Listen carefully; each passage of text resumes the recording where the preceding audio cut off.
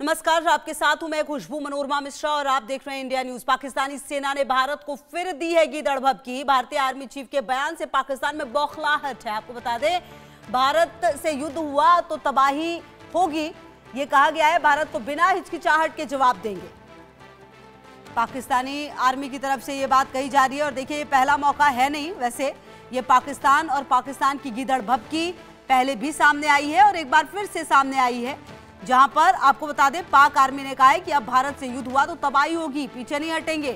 क्योंकि भारतीय army chief ने कहा था कि पाकिस्तान सोच ले नक्शे पर उसे रहना है या नहीं, और अब ये गीदड़ भभकी पाकिस्तान आर्मी की तरफ से सामने आया है। पाकिस्तानी सेना ने शनिवार रात को भारत को गीदड़ भभकी देते हुए कहा, अगर अब दोनों देशों के बीच युद्ध हुआ तो विनाशकारी तबाही होगी। अगर दुश्मनी का नया दौर शुरू हुआ तो पाकिस्तान पीछे नहीं हटेगा, हम बिना किसी हिचकिचाहट के जवाब देंगे। पाकिस्तानी सेना के जो स्टेटमेंट है वो आप देखिए कि किस तरीके से सामने आया है। और आपको बता दें कि भारतीय आर्मी चीफ उपेंद्र द्विवेदी पर निशाना साधते हुए भी कई बातें कही गई हैं। तो आपको अहम जानकारी दे रहे हैं, जहां पर जो भारत से युद्ध हुआ तो तबाही होगी, ये बात पाकिस्तान की तरफ से कही जा रही है। और हालांकि ये पहला मौका नहीं है, इससे पहले भी आपको याद होगा कि पाकिस्तान और पाकिस्तान की जो गीदड़ भभकी है वो नजर आई है।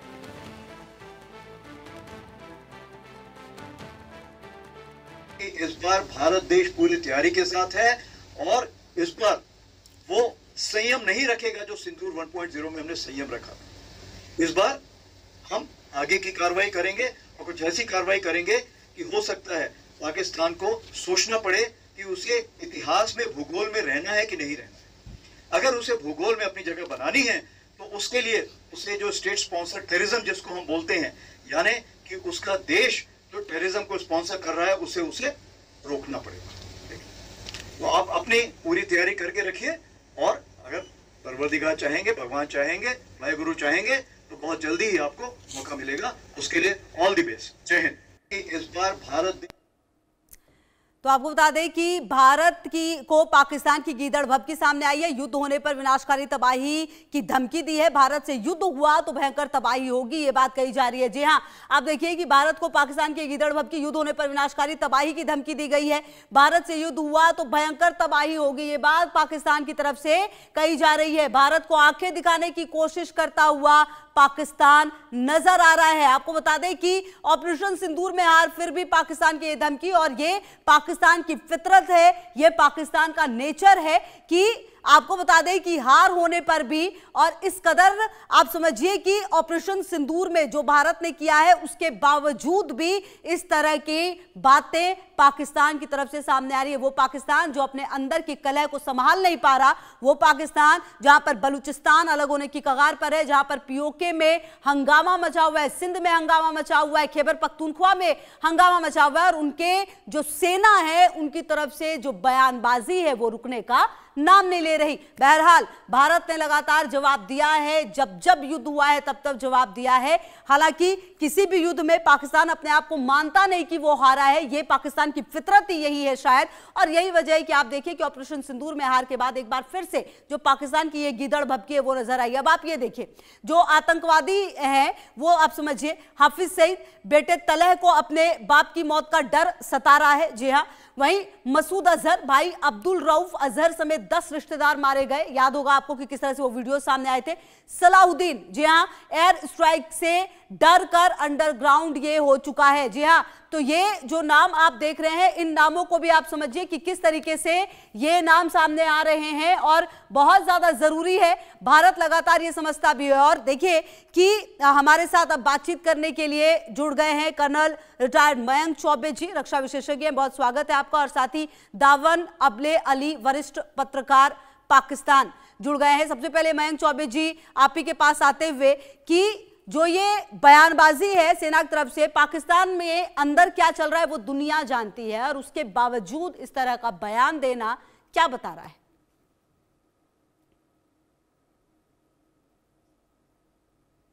अनम्यूट कर लें सर अगर आप अपने आप को। जी खुशबू जी, जी। आपने जैसे बताया था कि पाकिस्तान में अंतर्कलह है, आपस में लड़ाई भिड़ाई हो रही है, पाकिस्तान में बाढ़ का माहौल है, बाढ़ के जो पैसे मिलते हैं राहत के लिए उसको इनके जनरल साहब जो है अपने जेबों में डाल लेते हैं। तो पाकिस्तान में इस समय अफरा तफरी का माहौल है, उनकी सेना जो है, लोग छोड़ छोड़कर दुबई जा रहे हैं 8-8 हज़ार रुपए की नौकरी देखते हुए। उनकी एफसी जो है वो छोड़ के जा रही है, उनको ऑर्डर्स इशू करने पड़ रहे हैं कि आप अपनी पोस्ट को बिना बताए ना छोड़ें। तो इस समय पाकिस्तान का जो मोराल है वो इस समय देखने में आ रहा है, सेना का और जो पैरामिलिट्री फोर्सेस का, वो बहुत ही निम्न स्तर पर इस समय जा चुका है। ऐसे में होता क्या है कि अपनी सेना को, मोराल को उठाने के लिए आपको एक दुश्मन पैदा करना पड़ता है, और पाकिस्तान के लिए सबसे आसान दुश्मन है उसकी पूर्वी सीमा से लगा भारत। तो ये पाकिस्तान का इस समय मंसूबा है और उनको मौका मिल गया है, क्योंकि जनरल उपेंद्र द्विवेदी ने बड़े साफ साफ लफ्जों में कहा था जब वे भारत के पश्चिमी क्षेत्रों का दौरा कर रहे थे कि ऑपरेशन सिंदूर जो है, इस समय अगर पाकिस्तान ने कोई भी गुस्ताखी करने की कोशिश की तो जैसे कि पहले हमने संयम बरता था, हम संयम नहीं बरतेंगे, और पाकिस्तान जो है इस भूगोल से नष्ट हो जाएगा, समाप्त हो जाएगा, यदि पाकिस्तान ने अपनी होश की दवा नहीं ली। अब नेचुरली पाकिस्तान को उसका जवाब तो देना ही था, तो उनके आईएसपीआर का बड़ा बेतुका सा बयान आया है। और मजे की बात खुशबू जी ये है कि उन्होंने सोचा कि ये बयान अगर हम कैप्स लॉक यानी पूरा कैपिटल में करके देंगे तो इसका असर कुछ ज्यादा पड़ेगा, तो उन्होंने पूरा का पूरा बयान जो है वो कैपिटल में छाप के दिया है, जिससे लोगों की नजर उस पर शायद पड़ जाए। और उन्होंने कहा है कि भारत जो अपनी ज्योग्राफी की बात करता है, हम भारत के हर कोने में जाकर उस पर अटैक कर सकते हैं और हम स्विफ्ट और डिसाइसिव एक्शन ले सकते हैं। जैसा कि आपने बताया था, पाकिस्तान ने भारत के साथ में जितने मुकाबले किए सब में हारा है, यानी कि 71 की जंग जो थी उसमें पाकिस्तान की हार के बावजूद भी आज भी मुतालबा पाकिस्तान में ये पढ़ाया जाता है कि पाकिस्तान 71 की जंग जीता था, जबकि पाकिस्तान दो फाड़ हो गया था। तो पाकिस्तान इस समय अपने होश की दवा तो पीने को तैयार नहीं, बयानबाजी में मुलव्विस है। ठीक है सर, ये और ये उसकी फितरत भी तो यही है, हम ये तो बात करते ही हैं। ठीक है, हम मैं आती हूँ सर आपके पास। हमारे साथ दावन अबले अली साहब भी जुड़े हुए हैं। दावन जी, बहुत स्वागत है आपका इंडिया न्यूज पर। ये जो बातें सेना की तरफ से कही जा रही है पाकिस्तान में, वो एक्चुअली मीन कितना करते हैं? और दूसरी बात यह है कि जो पाकिस्तान के अंदर अंतर्कलह हो रहा है, चाहे वो बलूचिस्तान हो, सिंध हो, पीओके हो, या फिर और भी कई जगह हैं, खैबर पख्तूनख्वा हो।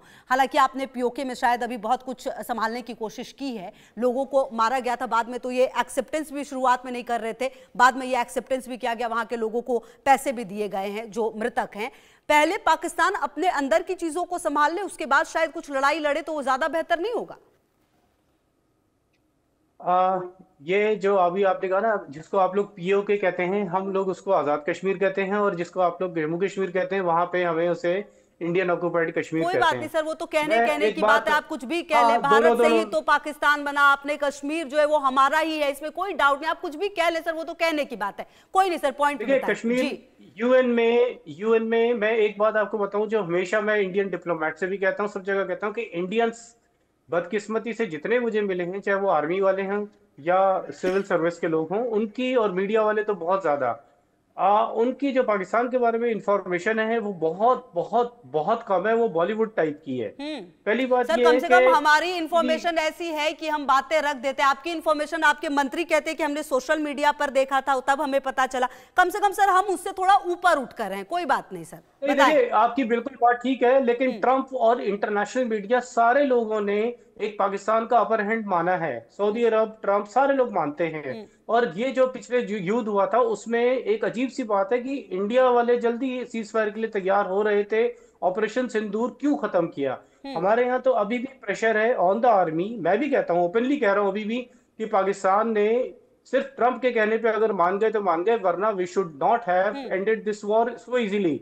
और तो इसकी वजह है कि हम तो दावन सर, तो यही बात है ना कि आपने तो ट्रंप के कहने पर मान लिया, हम अपने हिसाब से शुरू करेंगे, हम अपने हिसाब से खत्म करेंगे, हमारे लिए खत्म भी कहाँ हुआ है, 2.0 भी होगा। नहीं ना, आपके कहने से क्या होता है? इंडियन एयरफोर्स चीफ ने खुद उसी वक्त ही प्रेस कॉन्फ्रेंस में कहा था कि हमारे पायलट्स वापस आ गए हैं, वॉर लॉसेस होते हैं। बार बार सबने माना कि उनके कुछ न कुछ वॉर लॉस हुए, अब जाके वो कहते हैं कि जी हमारे अच्छा, देखिए यही दिक्कत है ना दावन अल्वे साहब। अच्छा मयंक जी, सर मैं आपको इस चर्चा में एक मिनट, अच्छा सुनिए तो, अब बात ही सर आप ऐसे करेंगे, बीच में आना ही पड़ेगा। एक मिनट, मैं ये कह रही हूँ मयंक जी, सर हमने तो जो भी किया उसके एक एक सबूत दिए, आपके तो पता नहीं क्या आप लोग बातें करते हैं हैं, आप लोग क्या बातों को रखते हैं, शायद कहीं कुछ संबंध बैठ ही नहीं पाता। मयंक चौबे जी, देखिए, आपकी बात मैं आपसे यही बार बार कह रहा हूं कि इंटरनेशनल मीडिया, इंटरनेशनल वर्ल्ड, पूरे वर्ल्ड लीडर्स ने इंडियन नैरेटिव को नहीं बाय किया। यही तो मैं आपसे कह रहा हूं बार बार कि ये कहीं ना कहीं झूठ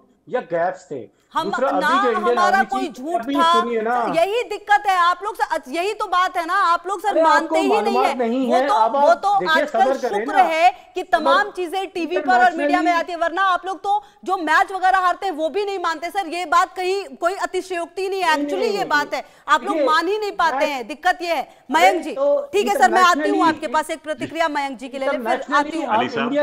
अली साहब से बड़ी माजरत से मैं ये कहना चाहूंगा अली साहब से कि देखिए, नैरेटिव और असलियत में बहुत फर्क होता है। नैरेटिव आप कोई भी बिल्ड कर लीजिए, असलियत जो ग्राउंड पे हुआ है वो देखने वाली बात थी। देखिए, अगर पाकिस्तान के पास इतनी ही ताकत थी तो पाकिस्तान की पूरी एयरफोर्स जमीन पे क्यों बैठी हुई थी? एयरबोर्न क्यों नहीं थी? आपके 11 एयरफील्ड डिस्ट्रॉय कर दिए। आप इस समय दर दर भटक रहे थे, पाकिस्तान के लोग सरगोदा एयरफील्ड के ऊपर, मार के ऊपर। उसके बाद में चगई हिल्स पे अटैक हुआ था, उसको कोई कंट्रोल नहीं कर पाया। उसके बाद में फिर सरगोदा के बगल में आपकी किराना हिल्स पे हुआ, उसको भी कोई कंट्रोल नहीं कर पाया। लोगों ने वीडियो बना बना कर पोस्ट किए। दुबई में लोगों ने बोला कि उसके आसपास के 50 किलोमीटर के एरिया को खाली कर दिया गया है। आपके पास में इजिप्ट एयर का एक इजिप्शियन एयरफोर्स का एक प्लेन आता है AL-76, बोरॉन कार्बाइड लेके आता। दुनिया सब देख रही है हो क्या रहा है। देखिए, ऐसा है कि सब कुछ दुनिया को दिख रहा है, लेकिन इस समय ऐसा है, पाकिस्तान को जिंदा रखने की एक जरूरत है दुनिया को, इसलिए मैं जिंदा बैठा हुआ है, वरना पाकिस्तान कब का खत्म हो चुका होता। अली साहब, बड़ी माजरत से मैं कहना चाहूंगा आपसे ये जी। देखिए, ये जो आप बात कह रहे हैं, मैं फिर यही कहूंगा कि ये एक वन साइडेड नैरेटिव है जो आप अपनी पब्लिक को और अपने पॉलिटिशियंस को खुश करने के लिए कह रहे हैं। वरना अगर ये वाली बात, मैं खुद यहाँ पे हूँ और मैंने आज तक कभी भी हम इसको गलत को या किसी गलत को वो डिफेंड नहीं करते। मैं तो नहीं करता, कोई भी नहीं करता। पाकिस्तान पे अभी भी प्रेशर है आर्मी पे कि हमें अटैक करना चाहिए फोर्सफुली। और जैसे ही इंडियन आर्मी साहब ने, ये चीफ जनरल साहब ने ये बात कही कि जी हम कर सकते हैं और हम इस वक्त ज्यादा तैयार हैं, इससे भी शो करता है कि there was some kind of lacuna in operation Sindoor जो पिछला वाला हुआ है। और इसी ही के वजह से फौरी तौर पर रिएक्शन इसलिए आया कि there is a public pressure है कि बहुत स्ट्रॉन्ग किस्म के रिएक्शन की जरूरत है। और हमने गलत रोका था, वॉर को नहीं रोकना था। जो शॉर्ट और मीडियम रेंज मिसाइल्स हैं वो they were very much damaging to Indian installations. और बल्कि अगर आप ये भी देखें कि जो इंडियन फोर्सेज हैं दे वर अहेड, कि वो फ्रंट लाइन पे पहले आई थी। आपको पता होगा कि जो फोर्सेज हैं, आर्मी जो है फ्रंट लाइन पे नहीं रहती, आई मीन पीस टाइम्स पे, ठीक है ना, वहाँ BSF और इधर से ये रेंजर्स होती है। तो वो इंडियन आर्मी नहीं आई थी, पाकिस्तान आर्मी पहले बल्कि चली गई थी। They were more aggressive in the nature उस ड्यूरिंग दैट वॉर। चलिए ठीक है, आपके पास आती हूँ मैं, और आपके पास आती हूँ मैं, अपनी बात पूरी भी करिएगा। जी जी, आप, हम पूरा मौका देते हैं सर अपनी बात रखने का, आप अपनी बात पूरी करिएगा। अब उसमें जितने भी तथ्य हैं और जो चीजें आप जहां से लेकर आ रहे हैं वो जरूर आप रखिएगा। पहले हम जरा रक्षा मंत्री और जो सेना प्रमुख उन्होंने क्या कहा था जरा सुना दें। और जब भी भारत की आन बान शान की बात आई है, हमने हमेशा फिर कोई कंप्रोमाइज नहीं किया है। 2016 की सर्जिकल स्ट्राइक हो, चाहे 2019 की एयर स्ट्राइक हो, या अभी हाल में 2025 में जो ऑपरेशन सिंदूर हुआ है, हमने साबित किया है कि जब भी जरूरत होगी हम भारत की एकता और अखंडता के लिए, अपने देश के हर नागरिक की रक्षा के लिए, चाहे जिस भी सीमा को लांघना पड़ेगा हम सीमा लांघेंगे, लेकिन अपने देश की रक्षा करेंगे। Pakistan losses are concerned, I think it was very clear, it was clearly spelled out in the initial debriefs also, that we have struck a large number of their airfields, and we struck a large number of their installations. And what we have gathered from whatever int reports we have got is that on ground, because of our strikes, there have been radars at least 4 places, command and control centers at 2 places, runway, of course, damaged at 2 places. Then 3 of their hangars in 3 different stations have been damaged. And in that hangar as well as on tarmac, we have signs of one C-130 class of aircraft, one AEW&C class of aircraft, and at least 4 to 5 fighter aircraft, most likely F-16, because that base happened to be F-16, which would have been under maintenance that time. ठीक है, तो मयंक जी देखिए, कहीं ना कहीं हम जो करते हैं सर, वो बात हम जब सामने लेकर आते हैं तो हम सबूत के साथ लेकर आते हैं, और भारत इसी चीज के लिए जाना भी जाता है। ये बात शायद पाकिस्तान को नहीं समझ में आती है, और मुझे ऐसा लगता है सर कि अगर पाकिस्तान के पास मौका हो तो शायद वो ये भी नहीं मानेगा कि वो कितने आतंकवादियों को संरक्षण देता है। जो इतना बड़ा आतंकवादी एटमाबाद में मारा जाता है, शायद वो ये भी नहीं मानेंगे कि ओसामा बिन लादेन पाकिस्तान में मारा गया, अगर इनका बस चले तो। खुशबू जी, पाकिस्तान में अनफॉर्चुनेटली इनकी आर्मी का इतना तगड़ा शिकंजा है कि बेचारे सिविलियंस और पत्रकार जो हैं वो खुल के बात नहीं कह पाते हैं। वो सिर्फ वही नैरेटिव पेडल करना पसंद करते हैं जो कि आर्मी के कान के लिए म्यूजिक होता है। अब जैसे आपको छोटा सा एग्जांपल देता हूँ, पाकिस्तान में रावलपिंडी शहर है, और रावलपिंडी शहर में उनका पाकिस्तान एमिरेट्स मिलिट्री हॉस्पिटल मौजूद है। 1400 बेड का हॉस्पिटल है ये, और वहां उसके पास में एक JF-17 थंडर विमान जो था उसको मार गिराया गया था।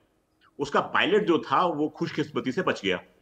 तो मैंने ये लिखा, उस पायलट का इलाज जो होता है इस हॉस्पिटल में होता है। पाकिस्तान की तरफ से बयानिया आता है कि उस हॉस्पिटल में तो ऑफिसर्स का इलाज होता ही नहीं है, ऑफिसर्स का इलाज तो CH में होता है, यहां तो केवल जवानों का इलाज होता है।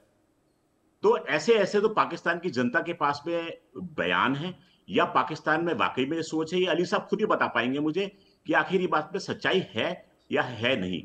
तो देखिए, बयान है वो अलग होते हैं, नैरेटिव जैसे इन्होंने कहा था, नैरेटिव एक तरफ होता है और एक्चुअली ऑन ग्राउंड क्या होता है वो अलग होता है। अब जैसे इनका एक एयरफोर्स बेस है बुलारी में हैंगर है, हैंगर में एक स्वीडिश कंपनी का बनाया हुआ एवेक्स विमान जो था हैंगर में पार्क था, उसके ऊपर भारत की मिसाइल का एक अचूक निशाना लगता है, वो एयरक्राफ्ट डिस्ट्रॉय हो जाता है। उस हैंगर में काम करने वाले, उस हैंगर के अंदर 12 लोग काम कर रहे थे और 40 लोग जो थे उसके इर्द गिर्द हैंगर के आसपास काम कर रहे थे। उसमें एक स्क्वाड्रन लीडर और एक फ्लाइट लेफ्टिनेंट भी थे। फ्लाइट लेफ्टिनेंट साहब के दाएं पैर में इंजरी हुई थी और स्क्वाड्रन लीडर साहब जो थे अपनी जान गंवा बैठे थे। हमारे पास में यहां तक की डिटेल्स है, उनके नाम तक है हमारे पास में, लेकिन पाकिस्तान जो है वो मानने को तैयार नहीं। हम तो फोटो दिखा रहे हैं, नाम बता रहे हैं, आप इसको बात को नकार के दिखाइएगा इस समय जी। तो ऐसा है उन्हीं से जवाब भी लेते, यही बात लगातार हम कह भी रहते हैं। हालांकि दवन अलवे अली साहब नहीं मानेंगे, वो एक अलग बात है, वो अपना पक्ष भी जरूर रखेंगे, आपको अपना पक्ष रखने का है भी, लेकिन कहीं ना कहीं बात यही है ना दवन अलवे अली साहब की, हम जो कहते हैं उसका सबूत भी सामने बात ये है। देखिए, ये जो आप बातें बता रहे हैं ये बेशतर वो वाली बातें हैं जैसे कि जो हमारे स्क्वाड्रन लीडर शहीद हुए थे उनकी बाकायदा पूरी मीडिया में उनकी वो आई है और लोग सब एक्सेप्ट हुआ है। बाकी राजनाथ साहब वगैरह जो पॉलिटिशियंस हैं वो बहुत झूठ बोलते हैं, वो तो बिल्कुल ट्रेडिशनली मोदी टीम सारी झूठ बोलती है। खुद अगर आप आतंकवाद की बात कर रहे हैं तो खुद मोदी साहब ने कहा था कि वो आतंकवादी थे, बांग्लादेश में ईस्ट विंग में गए थे लड़ने के लिए। अगर आप ये बात करते हैं तो बांग्लादेश की जब आजादी की बात हुई तो इंडियन फोर्सेस वहां कर क्या रही थी? वो तो इंडिया का ईस्ट विंग, पाकिस्तान का ईस्ट विंग। कुल मिलाकर देखिए, वही आप पॉइंट पे बात ही नहीं करते ना, दिक्कत यही तो है दवन अलवे अली साहब। सवाल कुछ है, आप कहीं और जा रहे हैं। आतंकवाद के पीछे इंडिया है, खुद कनाडा ने भी कह दिया कि आतंकवाद के पीछे इंडिया है। कनाडा अब कनाडा धीरे धीरे, देखिए सर बात क्या है ना मयंक जी, देखिए यही दिक्कत है, इंग्लैंड वाले भी यही कहेंगे। देखिए अब आप सुनिए ना, मैं जो बता रहा हूँ बात, रही बात कश्मीर की, तो पाकिस्तान का 1947 से एक स्टेटेड पॉलिसी है कि कश्मीर डिस्प्यूटेड एरिया है अभी, और यूएन में इंडिया गया था, पाकिस्तान नहीं गया था। तो इंटरनेशनली अगर इसको किया गया तो है। 48 में भी अगर जो लड़ाई हुई थी, जंग हुई थी, जो उसके बाद हमने वो GB और आजाद कश्मीर हमने पकड़ लिया, जिसको आप POK कहते हैं। देखिए मयंक जी, देखिए यही बात है दवन अलवे अली साहब, देखिए यही दिक्कत यही है। आप जो बात करेंगे ना कि उसमें कोई एक्चुअली दिक्कत यही है कि कश्मीर जिसका जिक्र आप करते हैं, आप शायद ये भूल जाते हैं कि भारत से ही अलग होकर पाकिस्तान बना। आपने जो कश्मीर का हिस्सा हमारा अपने पास लेकर रखा हुआ है, वहां पर कुछ भी ठीक नहीं है। जब हम ऑपरेशन सिंदूर करके आतंकवादी ठिकानों को खत्म करते तो आप कहते हैं कि नहीं ऐसा कुछ हुआ ही नहीं है, वहां पर आतंकवादी है ही नहीं, आप आतंकवादियों को वहां पर पनाह नहीं देते। और हमेशा आपका रोना यह है कि हम पाकिस्तान वाले जो हैं उन पर दिक्कतें हैं। ये रोना बंद कीजिए सर, कहीं ना कहीं सच्चाई अब दुनिया के सामने धीरे धीरे आ रही है। मयंक जी देखिए, आप बात मान देखिए खुशबू जी, इस समय मुझे याद आता है एक स्टेटमेंट चला था कि कश्मीर जो है ना उस प्रेमिका की तरह से है जिसका ब्याह हो चुका है और वो अपने ससुराल जा चुकी है, लेकिन प्रेमी जो है अभी तक ये कह रहा है कि नहीं नहीं वो तो मेरी प्रेमिका है, अब वो मेरे साथ जाएगी। अरे उस लड़की की शादी हो गई, अपने घर चली गई है, उसको भूल जाइए आप। अब वो आपकी प्रेमिका नहीं रही हो, उसने अपना सिलेक्शन कर लिया है, उसकी शादी हो चुकी है। अब बोलने से कि वो मेरा पार्ट है। अच्छा, अली साहब से मैं एक प्रश्न पूछना चाहूंगा कि यूएन सिक्योरिटी काउंसिल का 47 नंबर का रेजोल्यूशन था, 21 अप्रैल 1948 को साइन हुआ था। उसके 3 ऑपरेटिंग पैरा थे, ठीक है। उसके ऊपर पाकिस्तान ने एक्शन लिया ही नहीं, क्योंकि फर्स्ट ऑपरेटिंग पैरा था पाकिस्तान को अपनी सारे सेनाएं और इरेगुलर्स को वापस लेना था, ठीक है। मैं दूसरे और तीसरे पे तो बाद में आऊंगा। उसके बाद में सन 72 में श्रीमती इंदिरा गांधी और जुल्फिकार अली भुट्टो के बीच में मुआहदा होता है शिमला में, शिमला एग्रीमेंट। शिमला एग्रीमेंट में कहा गया कि पाकिस्तान और भारत के बीच में जो भी डिस्प्यूट होगा दोनों आपस में फरीक बैठकर उसको सुलझाएंगे। तो भाई साहब ये बात कहां से आ गई बीच में? यूएन तो समाप्त हो गया 72 के बाद में, अब तो मेरे और आपके बीच की बात है। इंडिया ने देखिए, मैं आपसे यही तो बात कह रहा हूँ। बात आपको मैंने पहले भी कहा था कि इंडियंस की खास तौर से हिस्ट्री और नॉलेज बहुत कमजोर है। अब आप देखिए, आतंकवाद की अगर हम बात करते हैं तो सबसे पहले खुद मोदी साहब ने कहा कि मेरा खून उसमें शामिल है, तो भाई आतंकवादी तो मोदी ही है पहले। उसमें ये लोग हाफिज सईद वगैरह तो बात देखिए अली साहब, मैंने आपके प्रधानमंत्री से बड़ी इज्जत से बात की, आप मेरे प्रधानमंत्री के बारे में बड़ी इज्जत से बात करेंगे। अली साहब ये जो बार-बार आप इन लफ्जों का इस्तेमाल कर रहे हैं ना, थोड़ा सा अपने लफ्जों पे सर, थोड़ा पत्रकार है, मतलब पत्रकार पॉलिटिशियन थोड़ी है, पत्रकार है सर, थोड़ा तो मतलब रेस्पेक्टफुली मत कीजिए ये। असीम मुनीर किस तरह का व्यक्ति है ये दुनिया जानती है।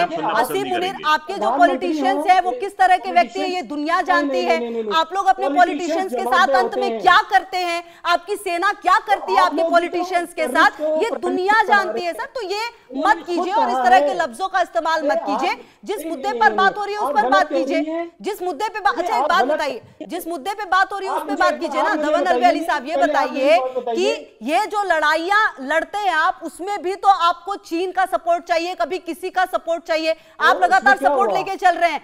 हम अपने दम पर जो कहते हैं ना आत्मनिर्भर भारत, हम उसी के तहत आगे बढ़े। मयंक जी ये बात शायद इनको थोड़ी सी समझने में वक्त लगेगा दवन अलवी अली साहब को। नहीं, S-400 जो है वो क्या पाकिस्तानी और सॉरी इंडियन है? वो भी फॉरेनर है। उसी ने तो ठीक है, वो उसे हमने लिया, लेकिन हम लगातार अपने आप को बहुत आगे बढ़ा रहे हैं। आप इन्हीं आतंकवाद जैसी चीजों में उलझे हुए रह जाएंगे। अली साहब से मुझे बात करने दीजिए।